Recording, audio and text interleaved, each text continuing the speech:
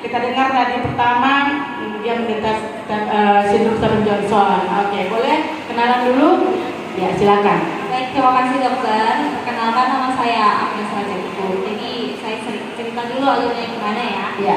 Jadi kejadian ini itu tahun 2019. Saya kelas 3 SMA. Saya SMA di Metodis. Jadi awalnya saya telat makan, jadi asam lambung. Asam lambung, pingsan lah di sekolah. Jadi kebetulan rumah saya kan di belakang sekolah. Jadi orang tua saya antar saya ke rumah sakit Bidan Sani waktu itu. Diagnosa awalnya asam lambung, gitu kan. Cuman jalan sekitar sebulan dikasih obat biasa, jadi akut. Gitu.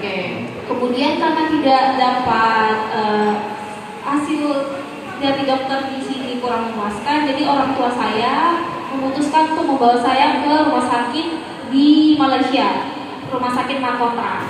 Jadi saya dikasih obat mah dan anti kejang. Karena waktu saya pingsan, diagnosa dari dokter di sini, rumah sakit di sini mengatakan saya epilepsi. Jadi awalnya itu gejala-gejala itu sakit perut, kemudian kejang dan epilepsi. Itu diagnosa dari Indonesia, dari sini, dari Medan, rumah sakit Columbia gitu kan. Kemudian akhirnya orang tua saya itu paramedis, mama itu rekan kerja dokter. Ya. Nah, jadi karena orang tua saya kurang puas dengan diagnosanya, saya dibawa ke rumah sakit Mahkota. Itu full ya, medical check up semua, dan hasilnya mereka juga mengatakan saya epilepsi dong. Jadi karena obat epilepsi itu satu internasional ya, Epakot. Jadi digunakan di Indonesia, digunakan juga di luar negeri, gitu kan.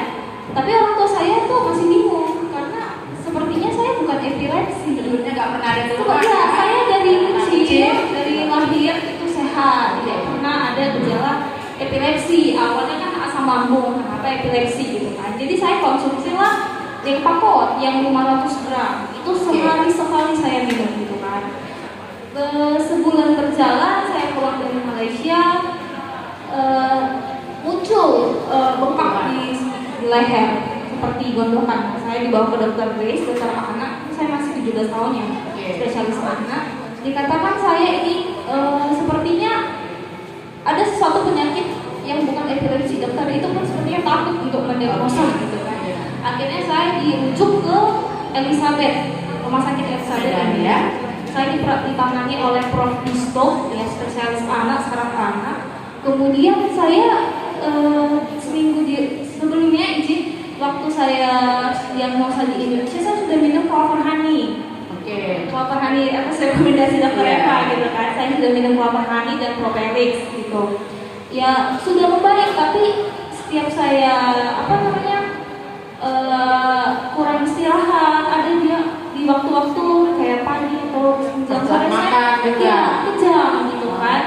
Jadi akhirnya dikasih Clover Honey dan Propelix waktu itu ya. Sebulan minum Epakot, kulit saya ruam. Itu saya sudah dirawat di Elizabeth. Kemudian melepuh ya semua kulit saya. Ini masih penting ya. Ini udah proses pemulihan 50%. Dulu saya sampai diagnosa mata saya nggak bisa dibuka ya, semua isinya nanah gitu ya. Sampai diagnosa saya mau buta, paru-paru saya hancur karena gitu. Ya maaf kata, semua yang ada lubang di badan saya ini tuh hancur, benanah.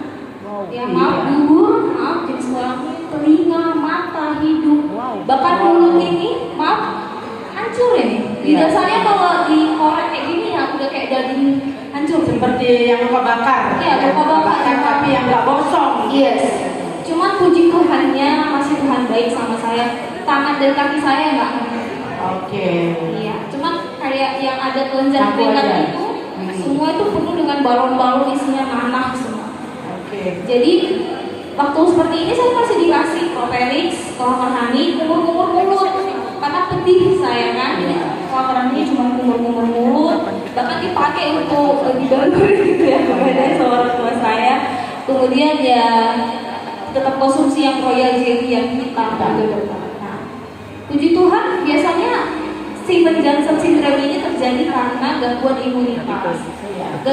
ibaratnya salah Efek dari obat. Iya, jadi ketika saya minum ini, dokter juga bingung, probistoknya bingung dok. Iya. Biasanya kalau orang kena itu dia full body, Iya. semua. Kan kena saya ini cuma di Atas. perut sama ke kepala, ini punggung enggak. Jadi mereka bingung kok nggak 100% gitu ya, dan nggak semua itu area badan saya tuh kena.